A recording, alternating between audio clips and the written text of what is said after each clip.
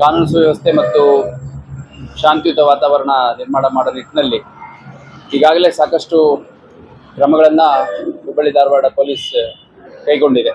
ಅದರಲ್ಲಿ ಪ್ರಮುಖವಾಗಿ 4 ಜನರ ಮೇಲೆ ಗೂಂಡಾ ಆ್ಯಕ್ಟನ್ನು ಹಾಕಿದ್ದು, ಅದೇ ರೀತಿ 83 ಜನರ ಮೇಲೆ ಈಗಾಗಲೇ ನಾವು ಗಡೀಪಾರ ಆದೇಶವನ್ನು ಈ ವರ್ಷದಲ್ಲಿ ಪ್ರಸಕ್ತ ಸಾಲಿನಲ್ಲಿ ಮಾಡಿದ್ದು ಇತ್ತು. ಅದರ ಜೊತೆಗೆ ಮುಂದುವರೆದು ಯಾರು ರೌಡಿ ಶೀಟರ್ಸ್ ಇದ್ದಾರೆ, ಅದೇ ರೀತಿ ಅವರು ಒಂದು ಸಂಘಟಿತ ಅಪರಾಧಗಳು, ಅದು ಬೇರೆ ಬೇರೆ ಚಟುವಟಿಕೆ, ಡ್ರಗ್ಸ್ ಇರ್ಬೋದು, NDPS ಕೇಸಸ್ ಇರ್ಬೋದು, ಅಥವಾ ಮಟ್ಕ ಆಡಿಸುವಂಥದ್ದು, ಕ್ರಿಕೆಟ್ ಬೆಟ್ಟಿಂಗ್, ಹೀಗೆ ಸಂಘಟಿತ ಅಪರಾಧ ಪ್ರಕರಣಗಳು ಮತ್ತು ಡ್ರಗ್ ರಿಲೇಟೆಡ್ ಪ್ರಕರಣಗಳು, ಅದರಲ್ಲಿ ಇನ್ವಾಲ್ವ್ ಆಗಿರುವಂಥ ರೌಡಿ ಶೀಟರ್ಸ್ ಒಟ್ಟು ಈವರೆಗೆ ನಾವು 83 ಜನರ ಮೇಲೆ ಗಡೀಪಾರ ಆದೇಶವನ್ನು ಮಾಡಿತ್ತು. ಮತ್ತು ಈಗ ಕಳೆದ 2 ದಿನಗಳಲ್ಲಿ ಮತ್ತೆ ಮುಂದುವರೆದು 22 ಜನರನ್ನ ಹುಬ್ಬಳ್ಳಿ ಧಾರವಾಡ ನಗರ ಕಮಿಷನರೇಟಿಂದ ಗಡೀಪಾರು ಮಾಡಿದ್ದೇವೆ. ಅದರಲ್ಲಿ ಮುಖ್ಯವಾಗಿ ಠಾಣಾವಾರು ಮಾಹಿತಿ ಹೇಳೋದಾದರೆ ಬೆಳ್ಳಿಗೇರಿ ಪೊಲೀಸ್ ಠಾಣೆಯಿಂದ 4, ಶಹರದಿಂದ 1, ಕಸಬಾಪೇಟೆಯಿಂದ 4, ಹಳೆ ಹುಬ್ಬಳ್ಳಿಯಿಂದ 3, ಅಶೋಕ್ ನಗರದಿಂದ 1, ಶಹರ ಧಾರವಾಡ 2, ಉಪನಗರ ಹುಬ್ಬಳ್ಳಿ 2, ವಿದ್ಯಾನಗರ 1, APMC ಕೇಶವಾಪುರ, ಕಂಬ್ರಿಪೇಟೆ ಮತ್ತು ಧಾರವಾಡ ಸಬರ್ಬನ್ ಠಾಣೆಗಳಿಂದ ತಲಾ 1 ಸೇರಿದಂತೆ ಒಟ್ಟು 22 ಜನರ ಮೇಲೆ ನಾವು ಈ ಒಂದು ಆದೇಶವನ್ನು ಮಾಡಿದ್ದೇವೆ. ಈ 22 ಜನರನ್ನ ನಾವು ಗಡೀಪಾರು ಆದೇಶ ಮಾಡಿರುವಂಥದ್ದು ಬೇರೆ ಬೇರೆ ವಿಭಾಗಕ್ಕೆ ನಾವು ಮಾಡಿದ್ದೇವೆ.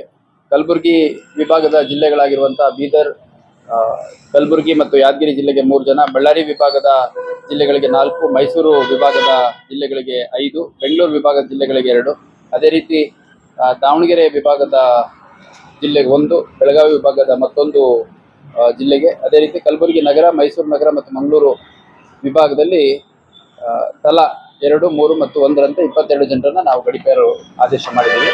ಕರ್ನಾಟಕ ಪೊಲೀಸ್ ಅಧಿನಿಯಮ ಏನಿದೆ 1963 ಅದರ ಕಲಂ 55ರಲ್ಲಿ ನಾವು ಗಡೀಪಾರು ಮಾಡಲಿಕ್ಕೆ ಅವಕಾಶ ಉಂಟು.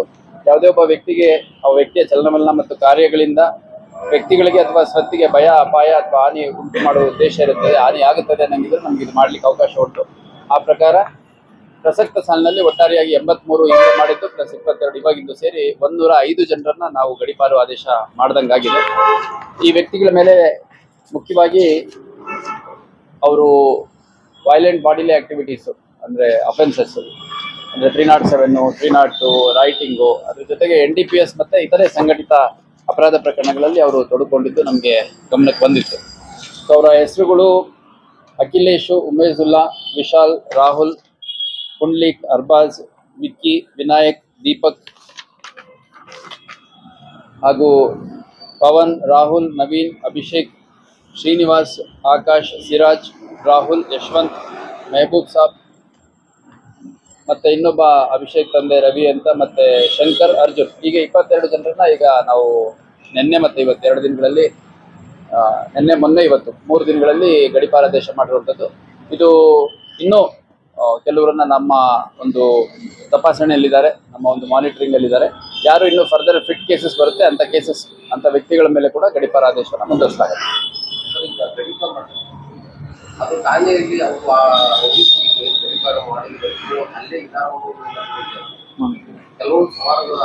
ಇಲ್ಲ, ಗಡೀಪಾರು ಆದೇಶ ಕೇವಲ ಮಾಡಿ ಅವ್ರನ್ನ ಹೋಗೋದು ಅಂತಲ್ಲ. ಯಾವುದೋ ಒಂದು ಗುಲ್ಬರ್ಗ ಜಿಲ್ಲೆಯಲ್ಲಿ, ಕಲಬುರಗಿ ಜಿಲ್ಲೆಯಲ್ಲಿ ಇದ್ದಾರೆ ಅಂದರೆ ಆ ಕಲಬುರಗಿ ಜಿಲ್ಲೆ ಯಾವುದೋ ಒಂದು ಪೊಲೀಸ್ ಠಾಣಾ ವ್ಯಾಪ್ತಿಯಲ್ಲಿ ಇರಬೇಕು ಅಂತ ನಾವು ಸೂಚನೆ ಕೊಟ್ಟಿರ್ತೀವಿ. ಅದೇ ರೀತಿ ಅಲ್ಲಿ ತೊಗೊಂಡೋಗಿ ಬಿಟ್ಟು ಬಂದಿರ್ತೀವಿ. ಮತ್ತು ಆ ಠಾಣೆಯಲ್ಲಿ ಅವರು ರೆಗ್ಯುಲರ್ ಆಗಿ ಹೋಗ್ಬಿಟ್ಟು ಎಂಟ್ರಿ ಮಾಡಬೇಕು, ನಾವು ಇಲ್ಲಿದ್ದೀವಿ ಅನ್ನುವಂಥದ್ದು. ಪ್ಲಸ್ ಬೇರೆ ಬೇರೆ ರೀತಿಯಿಂದ ಅವ್ರದ್ದು ಮಾನಿಟರಿಂಗ್ ಮಾಡ್ತೀವಿ. ಕೆಲವು ಸಂದರ್ಭದಲ್ಲಿ ಕೋರ್ಟ್ ಇದ್ದಂಥ ಸಂದರ್ಭದಲ್ಲಿ ಗಡೀಪಾರ ಇದ್ದಾಗ ಕೋರ್ಟಿಂದ ಅನುಮತಿಯನ್ನು ಪಡ್ಕೊಂಡು ಅವರು ಇಲ್ಲಿ ಕೋರ್ಟ್ ಅಪಿಯರ್ ಆಗ್ಲಿಕ್ಕೆ ಬರ್ತಾರೆ. ಒಂದು ಕೆಲವರು ತಲೆ ತಪ್ಪಿಸ್ಕೊಂಡು ಸ್ವಲ್ಪ ಈ ಕಡೆ ಯಾವಾಗಾದ್ರೂ ಬಂದು ಹೋಗೋದು ಆ ಥರ ಮಾಡೋವಂಥದ್ದು ಕೂಡ ಸಾಧ್ಯತೆ ಇರುತ್ತೆ. ಯಾಕಂದರೆ ಹಿಂದೆ ನಮ್ಮ ಹುಬ್ಬಳ್ಳಿ ಶಹರದಲ್ಲಿ ಒಂದು ಘಟನೆ ಆದಂಥ ಸಂದರ್ಭದಲ್ಲಿ ಒಬ್ಬ ವ್ಯಕ್ತಿ ಯಾರು ಗಡೀಪಾರ ಆದೇಶಕ್ಕೆ ಒಳಗಾಗಿದ್ದ ಆ ವ್ಯಕ್ತಿ ಬಂದು ಆ ಒಂದು ರೈಟಿಂಗಲ್ಲಿ ಇನ್ವಾಲ್ವ್ ಆಗಿದ್ದು ಕಂಡು ಬಂದಿತ್ತು. ಅವನ ಮೇಲೆ ನಾವು ಇನ್ನೂ ಮುಂದುವರೆದು ಬೇರೆ ರೀತಿ ಮುಂಜಾಗ್ರತಾ ಕ್ರಮವಾಗಿ ಅವತ್ತು ಪ್ರಕರಣಗಳಾಗಿತ್ತು. ಈಗ ಮುಂಜಾಗ್ರತಾ ಕ್ರಮವಾಗಿ ಬೇರೆ ಬೇರೆ ಕಾನೂನಲ್ಲಿರುವಂಥ ಅವಕಾಶನ ಎಕ್ಸ್ಪ್ಲೋರ್ ಮಾಡ್ತಾ ಇದ್ದೀವಿ. ಇದು ಸೇರಿದಂತೆ ನಾವು ಗೂಂಡಾ ಆ್ಯಕ್ಟು ಮತ್ತು ಯಾರು ಡ್ರಗ್ ಪೆಡ್ಲಿಂಗ್ ಮಾಡೋವಂಥವ್ರು ಇದ್ದಾರೆ ಅವ್ರ ವಿರುದ್ಧ ಪಿಟ್ NDPS ಅಂತ ಬರುತ್ತೆ. ಅಂದರೆ ಯಾವ ರೀತಿ ಗೂಂಡಾ ಆ್ಯಕ್ಟು ಬೇರೆ ರೌಡಿಸಮ್ಮು, ಬೂಟ್ ಲೆಗರ್ಸು, ಪೈರೇಟರ್ಸು, ಲ್ಯಾಂಡ್ ಗ್ರ್ಯಾಬರ್ಸು ಇರುತ್ತೆ, ಅದೇ ರೀತಿ ಪಿಟ್ NDPS ಅನ್ನುವಂಥದ್ದು ಡ್ರಗ್ ಪೆಡ್ಲರ್ಗಳಿಗೆ ಇರುತ್ತೆ. ಅದು ಕೂಡ ಈ ಗೂಂಡಾ ಆಕ್ಟ್ ರೀತಿಯಲ್ಲೇ ಸುಮಾರು 1 ವರ್ಷಗಳ ಕಾಲ ಅವ್ರನ್ನ ಡಿಟೈನ್ ಮಾಡಿಕೊಳ್ಳಿಕ್ಕೆ ಅವಕಾಶ ಇದೆ. ಸೊ ಅಂತ ಪಿಟ್ NDPS ಕೇಸಸ್ ಕೂಡ ನಾವು ಫೈಲ್ ಬಿಲ್ಡ್ ಮಾಡಿ ಆದೇಶಗಳು ರೆಡಿ ಮಾಡ್ಕೊಂಡಿದ್ದೀವಿ. ಆ ವ್ಯಕ್ತಿಗಳು ಯಾರಿದ್ದಾರೆ ಅವ್ರು ನಮ್ಮ ವಶಕ್ಕೆ ಸಿಕ್ಕಂತ ಸಂದರ್ಭದಲ್ಲಿ ಇಮಿಡಿಯೇಟ್ ಆಗಿ ಆದೇಶಗಳನ್ನ ಮಾಡಲಾಗುತ್ತೆ. ಸೊ ಒಟ್ಟಾರೆಯಾಗಿ ಗುಲ್ಬರ್ಗ ವಿಭಾಗದಿಂದ ಈ ಕಡೆ ಮೈಸೂರು ವಿಭಾಗದವರೆಗೂ ಮತ್ತೆ ನಮ್ಮ ಈಸ್ಟರ್ನ್ ರೇಂಜ್ ಬೆಳಗಾವಿಯಿಂದ ಸೇರಿ ಮಂಗಳೂರು ವಿಭಾಗದವರೆಗೂ ಬೇರೆ ಬೇರೆ ಕಡೆ ಅವ್ರನ್ನ ಸ್ಪ್ರೆಡ್ ಔಟ್ ಮಾಡಿದ್ದೀವಿ. ಈಗ ಒಂದೇ ಕೆಲವು ಪ್ರಕರಣಗಳಲ್ಲಿ ಇನ್ವಾಲ್ವ್ ಆಗಿರೋ 2-3 ಗಡಿಪಾರು ಮಾಡಿದಂಥ ಸಂದರ್ಭದಲ್ಲಿ ಅವ್ರಿಗೆ ಒಂದೇ ಜಾಗಕ್ಕೆ ಮಾಡಲ್ಲ. ಯಾಕಂದ್ರೆ ಅಲ್ಲಿ ಹೋದಾಗ ಮತ್ತೆ ಅವರು ಮತ್ತೆ ಆರ್ಗನೈಸ್ ಆಗಿರೋಕ್ಕೆ ಸಾಧ್ಯ ಆಗುತ್ತೆ ಅಂತ ಅಂಥವ್ರನ್ನ ಬೇರೆ ಬೇರೆ ಭಾಗಕ್ಕೆ ಮಾಡುವಂಥದ್ದು ಕೂಡ ಮಾಡ್ತೀವಿ. ಹುಬ್ಬಳ್ಳಿ, ಧಾರವಾಡ, ಅವಳಿ ನಗರದಲ್ಲಿ ಕಾನೂನು ಸುವ್ಯವಸ್ಥೆ ಉತ್ತಮವಾಗಿರಬೇಕು, ಶಾಂತಿ ಕದಡುವಂಥ ಪ್ರಯತ್ನಕ್ಕೆ ಯಾರೇ ಮುಂದಾದರೂ ಅಂಥವ್ರ ವಿರುದ್ಧ ಕ್ರಮ ತಗೋಬೇಕು ಅನ್ನೋ ನಿಟ್ಟಿನಲ್ಲಿ ನಾವು ಸಾಕಷ್ಟು ಮುಂಜಾಗ್ರತಾ ಕ್ರಮಗಳನ್ನು ತಗೊಂಡಿದ್ದೀವಿ. ಮತ್ತೆ ಇಷ್ಟು ದೊಡ್ಡ ಸಂಖ್ಯೆಯಲ್ಲಿ ಗಡಿಪಾರು ಮಾಡಿರುವಂಥದ್ದು ಹುಬ್ಬಳ್ಳಿ, ಧಾರವಾಡ, ಅವಳಿ ನಗರದಲ್ಲಿ ಇದೆ ಮೊದಲು.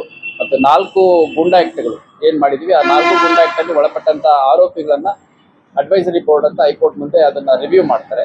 ಆ ಸಂದರ್ಭದಲ್ಲಿ ಕೂಡ ನಾವು ಮಾಡಿರೋ ಆದೇಶ ಸರಿ ಇದೆ ಅಂತ 1 ವರ್ಷಗಳ ಕಾಲ ನಮ್ಮದು ಏನು ಪ್ರಿವೆಂಟಿವ್ ಡಿಟೆನ್ಷನ್ ಇದೆ ಅದನ್ನ ಅಡ್ವೈಸರಿ ಬೋರ್ಡ್ ಎತ್ತಿಡಿದೆ.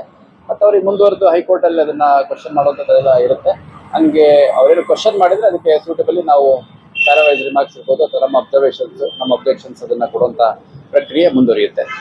ಮತ್ತು ಎಲ್ಲ ರೌಡಿ ಶೀಟರ್ಸ್ ನಿನ್ನೆ ಕೂಡ ನಾನು ಹೇಳಿದೆ, ಸುಮಾರು ನಮ್ಮಲ್ಲಿರುವಂಥ 1390 ಚಿಲ್ಲರ ರೌಡಿ ಶೀಟರ್ಸ್ ಯಾರ್ಯಾರು ಇದ್ದಾರೆ ಅವೈಲೇಬಲ್ ಇದ್ದಾರೆ ಅವರೆಲ್ಲರ ಮೇಲೂ ಕೂಡ ನಾವು ಮುಂಜಾಗ್ರತಾ ಕ್ರಮವಾಗಿ BNSS ಅಡಿಯಲ್ಲಿ ಪ್ರಕರಣ ದಾಖಲು ಮಾಡ್ಕೊಳ್ಳುವಂಥದ್ದು ಮತ್ತು ಬೈಂಡ್ ಓವರ್ ಮಾಡುವಂಥದ್ದು ಮಾಡ್ತಾ ಇದ್ವಿ. ಸುಮಾರು 100ಕ್ಕೂ ಹೆಚ್ಚು ಜನ ರೌಡಿ ಶೀಟರ್ಸು ಈಗ ಜುಡಿಷಿಯಲ್ ಕಸ್ಟಡಿಯಲ್ಲಿ ಇದ್ದಾರೆ ಬೇರೆ ಬೇರೆ ಕೇಸಲ್ಲಿ.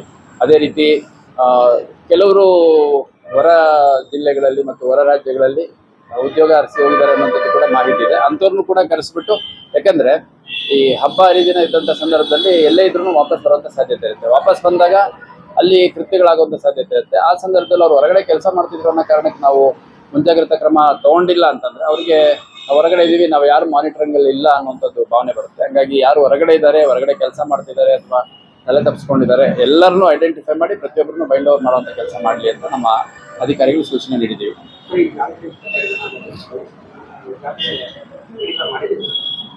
ಈ ಹಿಂದೆ ಈ 22 ಜನರ ಮೇಲೆ ಗಡಿಪಾರು ಆದೇಶ ಇದೆ ಮೊದಲನೇ ಬಾರಿ ಮಾಡ್ತಾ ಇದ್ದೀವಿ. ಈಗ ಗಡಿಪಾರು ಆದೇಶವನ್ನ ಈ 22 ಜನದ ಮೇಲೆ ಏನ್ ಮಾಡಿದ್ವಿ, ಇವ್ರನ್ನ ಮೊದಲನೇ ಬಾರಿಗೆ ಮಾಡ್ತಾ ಇರೋದು. ಅಂದ್ರೆ ಹಿಂದೆ ಮಾಡಿದವ್ರನ್ನ ಮತ್ತೆ ರಿಪೀಟ್ ಮಾಡಿಲ್ಲ.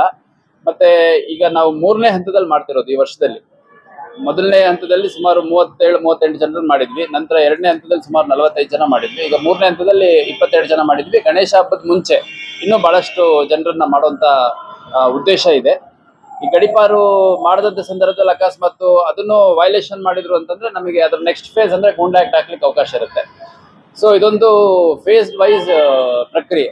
ಪ್ರಾರಂಭದಲ್ಲಿ FIR ಆಗುತ್ತೆ, ಚಾರ್ಜ್ ಶೀಟ್ ಆಗುತ್ತೆ. ಅದ್ರ ಬೇಸಿಸ್ ಮೇಲೆ ಅವ್ರಗಳಿಂದ ಯಾವುದು ತೊಂದರೆ ಆಗಬಾರ್ದು ಅಂತ ಮುಂಜಾಗ್ರತಾ ಕ್ರಮವಾಗಿ ಸಿಂಪಲ್ ಕೇಸಸ್ ಮಾಡ್ತೀವಿ. ಫಸ್ಟ್ BNSS ಅಲ್ಲಿ ಮೊದಲು CRPC 107, 108, 110 ಅಂತಿತ್ತು. ಆ ಥರದ್ದು ಇವಾಗ BNSS ಕರೆಸ್ಪಾಂಡಿಂಗ್ ಸೆಕ್ಷನ್ಸ್ ಅಲ್ಲಿ ಮಾಡ್ತೀವಿ. ಮುಂಜಾಗ್ರತಾ ಕ್ರಮಗಳನ್ನ ವೈಲೇಟ್ ಮಾಡಿ ಅವ್ರೇನಾದ್ರು ಮತ್ತೆ ಎಕ್ಸ್ಟರ್ಮೆಂಟ್ ಮಾಡುವಂತ ಸಂದರ್ಭ ಬಂದ್ರೆ ಎಕ್ಸ್ಟರ್ಮೆಂಟ್ ಮಾಡ್ತೀವಿ. ಎಕ್ಸ್ಟರ್ಮೆಂಟ್ ಮಾಡಿನೂ ಅವರು ಬುದ್ಧಿ ಕಲ್ತಿಲ್ಲ ಅಂತಂದ್ರೆ ಗೂಂಡಾ ಆಕ್ಟ್ ಮಾಡ್ಲಿಕ್ಕೆ ಕೂಡ ಅವಕಾಶ ಇದೆ. ಸೊ ಇದೇನು ನಮ್ಮ ಮ್ಯಾಜಿಸ್ಟ್ರೇಟ್ ಪವರ್ಸ್ ಇದೆ ಕಮಿಷನರೇಟ್ ಅಲ್ಲಿ, ಅದನ್ನು ಉಪಯೋಗಿಸ್ಕೊಂಡು ಮಾಡಿರುವಂಥದ್ದು. ಇದನ್ನ ಬ್ರೀಚ್ ಮಾಡಿದ್ರೆ ಮತ್ತೆ ನಂತರ ಬೇರೆ ಬೇರೆ ಬ್ರೀಚ್ ಆದಂತ ಸಂದರ್ಭದಲ್ಲೂ ಕೂಡ ಅದಕ್ಕೆ ವೈಲೇಷನ್ಗೆ ಕೆಲವು ಪ್ರಾವಿಷನ್ಸ್ ಇದೆ. ಆ ಪ್ರಾವಿಷನ್ ಪ್ರಕಾರ ಕ್ರಮ ತಗೊಳ್ಳೋದು.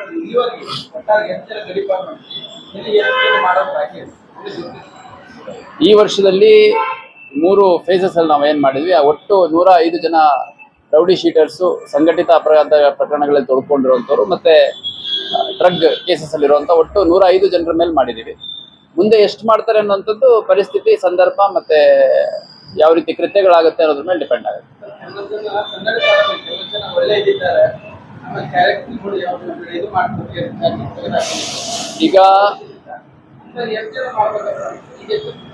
ಈಗ ರೌಡಿ ಶೀಟ್ ಅಂತ ಏನಿದೆ ಅದು ನಮ್ಮ ಪೊಲೀಸ್ ಮ್ಯಾನ್ಯಲ್ ಅಲ್ಲಿ ಇರುವಂತ ಒಂದು ಪ್ರಾವಿಷನ್. ಯಾವ ವ್ಯಕ್ತಿಗಳು ಅಪರಾಧ ಪ್ರಕರಣಗಳಲ್ಲಿ ತೊಡ್ಕೊಂಡಿರ್ತಾರೆ ಮತ್ತೆ ಸಮಾಜದಲ್ಲಿ ಅಶಾಂತಿ ಉಂಟು ಮಾಡುವಂಥದ್ದು, ಭಯ ಉಂಟು ಮಾಡುವಂಥದ್ದು, ಹೆಣ್ಮಕ್ಳಿಗೆ ಚುಡಾಯಿಸುವಂಥದ್ದು, ಸಂಘಟಿತ ಅಪರಾಧಗಳ ಪ್ರಕರಣಗಳಲ್ಲಿ ತೊಡ್ಕೊಂಡಿರುವಂಥದ್ದು, ಆರ್ಮ್ಸ್ ರಿಲೇಟೆಡ್ ಕೇಸಸ್ ಅಲ್ಲಿರುವಂಥದ್ದು, 307 ಅಂದ್ರೆ ಕೊಲೆ ಪ್ರಕರಣ ಸೇರಿದಂತೆ ಬೇರೆ ಬೇರೆ ಗಂಭೀರ ಪ್ರಕರಣಗಳಲ್ಲಿ ಭಾಗಿಯಾಗಿರ್ತಾರೆ. ಅಂಥವ್ರದ್ದು ಪ್ರಕರಣ ಆದಾಗ ಅಷ್ಟೇ ಅಲ್ಲ, ಟ್ರಯಲ್ ನಡೆಯುವಂಥ ಸಂದರ್ಭದಲ್ಲಿ ಅಷ್ಟೇ ಅಲ್ಲ, ಅವ್ರನ್ನ ರೆಗ್ಯುಲರ್ ಆಗಿ ವಾಚ್ ಮಾಡಬೇಕು ಅನ್ನುವಂಥದ್ದು ಪೊಲೀಸ್ ಮ್ಯಾನ್ಯಲ್ ಇರೋದು. ಆ ಪ್ರಕಾರ ನಮ್ಮಲ್ಲಿ ಸುಮಾರು 1800ರಷ್ಟು ರೌಡಿ ಶೀಟರ್ಸ್ ಇತ್ತು. ಅದರಲ್ಲಿ 505 ರೌಡಿ ಶೀಟ್ಗಳನ್ನ ಸನ್ನಡತೆ ಆಧಾರದ ಮೇಲೆ, ಆಮೇಲೆ ಒಳ್ಳೆಯ ಒಂದು ಗುಣನಡತೆ ಇಟ್ಕೊಂಡಿದ್ದಾರೆ, ಸದ್ಯಕ್ಕೆ ಯಾವುದೇ ಅಪರಾಧ ಪ್ರಕರಣಗಳಲ್ಲಿ ತೊಡಕೊಂಡಿಲ್ಲ, ವಯಸ್ಸಾಗಿದೆ, ಅನಾರೋಗ್ಯ ಇದೆ ಅನ್ನುವಂಥದ್ದು ಏನೇನು ಗ್ರೌಂಡ್ಸ್ ಇದೆ ಆ ಗ್ರೌಂಡ್ಸ್ ಮೇಲೆ ಸುಮಾರು 505 ರೌಡಿ ಶೀಟ್ಗಳನ್ನ ನಾವು ಕ್ಲೋಸ್ ಮಾಡಿದ್ವಿ.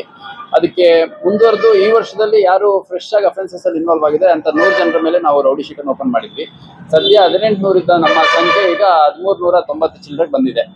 ಸೊ ಇನ್ನೂ ಅದರಲ್ಲಿ ಸುಮಾರು 300-400ರಷ್ಟು ಜನ ರೌಡಿ ಶೀಟಿಂದ ತೆಗೆದುಹಾಕ್ಲಿಕ್ಕೆ ಸೂಟಬಲ್ ಇದ್ದಾರೆ ಅನ್ನುವಂಥದ್ದು ನನ್ನ ಅಭಿಪ್ರಾಯ. ನಮ್ಮ ಅಧಿಕಾರಿಗಳಿಂದ ವರದಿ ತರಿಸ್ಕೊಂಡು ಅವ್ರನ್ನ ಕೂಡ ರೌಡಿ ಶೀಟ್ಗಳಿಂದ ತೆಗೆದುಹಾಕಿ ಮುಖ್ಯವಾಹಿನಿಗೆ ಬರಲಿಕ್ಕೆ ಅವಕಾಶ ಮಾಡಿಕೊಡುವಂಥದ್ದು. ಅದ್ರ ಜೊತೆಗೆ ಈಗ ನಮ್ಮ ಸಂಖ್ಯೆ ಸರಿಸುಮಾರು 2000 ಜನ ಸಿಬ್ಬಂದಿ ನಮ್ಮ ಸಿವಿಲ್ಲು ಮತ್ತು CR ಎಲ್ಲ ಸೇರಿದ್ದಾರೆ. ಅದ್ರ ಜೊತೆ ಬೇರೆ ಬೇರೆ ವಿಂಗ್ಸ್ ಅಲ್ಲಿ ಕೂಡ ಇದ್ದಾರೆ.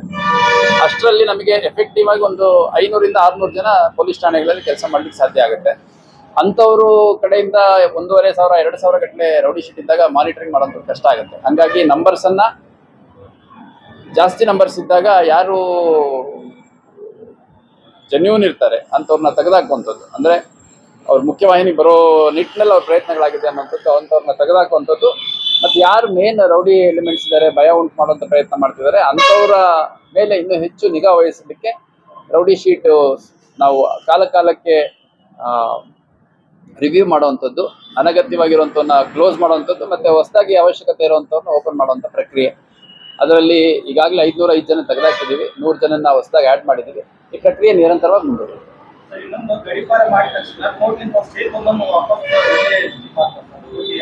ಈಗ ಈ ಹಿಂದೆ ನಾವು 83 ಪ್ರಕರಣಗಳೇನು ಮಾಡಿದ್ವಿ, ಅದರಲ್ಲಿ ಒಂದು 2-3 ಪ್ರಕರಣಗಳಲ್ಲಿ ಆ ಥರ ಆಗಿರುವಂಥದ್ದು ಆಗಿದೆ. ಈಗ ನ್ಯಾಚುರಲ್ ಜಸ್ಟಿಸ್ ಎಲ್ಲರಿಗೂ ಇರುತ್ತೆ. ಭಾಳಷ್ಟು ಜನ ಸ್ಟೇಗೆ ಹೋದಂಥ ಸಂದರ್ಭದಲ್ಲಿ ಅದು ಕನ್ಸಿಡರ್ ಆಗಿಲ್ಲ. ಇವನ್ ಗೂಂಡಾ ಆಕ್ಟ್ ಆಗ್ತಂಥ ಸಂದರ್ಭದಲ್ಲಿ 1 ವರ್ಷಗಳ ಕಾಲ ನಾವು ಅವ್ರನ್ನ ಜೈಲಲ್ಲಿ ಇಡ್ಲಿಕ್ಕೆ ಅವಕಾಶ ಇರುವಂಥದ್ದು. ಅಡ್ವೈಸರಿ ಬೋರ್ಡ್ ಮುಂದೆ ಪ್ರೆಸೆಂಟ್ ಮಾಡಿದಾಗ ಅವರು ಇಲ್ಲ ಪೊಲೀಸ್ ಇಲಾಖೆಯವ್ರು ಮಾಡಿದ್ರೆ ಸರಿ ಇದೆ ಅನ್ನೋಂಥದ್ದನ್ನ ತಿಳಿದಿದ್ದಾರೆ. ಸೊ ಪ್ರತಿಯೊಬ್ಬರಿಗೂ ಅವ್ರು ನ್ಯಾಚುರಲ್ ಜಸ್ಟಿಸು ವರ್ಕ್ ಆಗುತ್ತೆ, ಪ್ರಯತ್ನ ಮಾಡ್ತಾರೆ. ಕೆಲವ್ರದ್ದು ಕನ್ಸಿಡರ್ ಮಾಡುತ್ತೆ ಕೋರ್ಟ್. ಕನ್ಸಿಡರ್ ಮಾಡೋವಂಥ ಸಂದರ್ಭದಲ್ಲಿ ನಾವು ಅಬ್ಜೆಕ್ಷನ್ ಹಾಕಿ ಯಾವ ಕಾರಣಕ್ಕೆ ನಾವು ಅವ್ರನ್ನ ಎಕ್ಸ್ಟರ್ಮೆಂಟ್ ಮಾಡಿದೀವಿ ಅನ್ನೋಂಥದ್ದನ್ನ ಎಕ್ಸ್ಪ್ಲೈನ್ ಮಾಡುವಂಥ ಪ್ರಯತ್ನ ಮಾಡ್ತೀವಿ. ಕೆಲವು ಸಂದರ್ಭದಲ್ಲಿ ಕನ್ಸಿಡರ್ ಮಾಡುತ್ತೆ ಕೋರ್ಟ್, ಕೆಲವು ಸಂದರ್ಭದಲ್ಲಿ ಕನ್ಸಿಡರ್ ಮಾಡಲ್ಲ. ಸೊ ಹಂಗಂತ ನಾವು ಮಾಡುವಂಥ ಪ್ರಕ್ರಿಯೆ ಕೈ ಬಿಡೋಕ್ಕಾಗಲ್ಲ. ಸೊ ಒಂದೆರಡು ಸ್ಟೇ ಸಿಕ್ಕಿರುವಂಥದ್ದು ನನ್ನ ಗಮನಕ್ಕೆ ಬಂದಿದೆ. ಸ್ಟೇ ತೊಗೊಂಡಂಥ ಸಂದರ್ಭದಲ್ಲಿ ಅವ್ರ ಮೇಲೆ ಇನ್ನೂ ಹೆಚ್ಚು ನಿಗಾ ವಹಿಸುವಂಥದ್ದು, ಅವ್ರು ಸ್ಮಾಲೆಸ್ಟ್ ಆಫ್ ದಿ ಲ್ಯಾಬ್ಸ್ ಮಾಡಿದ್ರು ಕೋರ್ಟ್ ಗಮನಕ್ಕೆ ತಂದು ಆ ಸ್ಟೇ ವೆಕೇಟ್ ಮಾಡುವಂಥ ಪ್ರಯತ್ನ ಕೂಡ ಮಾಡ್ತಾರೆ.